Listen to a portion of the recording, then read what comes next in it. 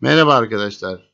Şimdi 5. sınıf matematik dersi Doğal Sayılarla Zamanı Ölçme-2 testinin 6. sorusunu çözeceğiz. Sorumuz şöyledir. 7/10 saat ile 3/4 günün toplamı kaç saat, kaç dakikadır? 7/10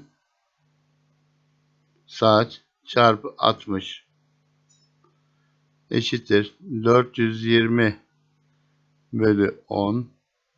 Onlar sadeleşir. Eşittir 42 dakika. 3/4 gün çarpı 24. 4 sadeleşir. 6. 6 çarpı 3 eşittir 18 saat. Topladığımız zaman 18 saat 42 dakika. Sorumuzun doğru cevabı 18 saat 42 dakikadır. Doğru cevabımız B şıkkındadır. Derslerinizde başarılar dilerim. Lütfen kanalımıza abone olmayı unutmayınız.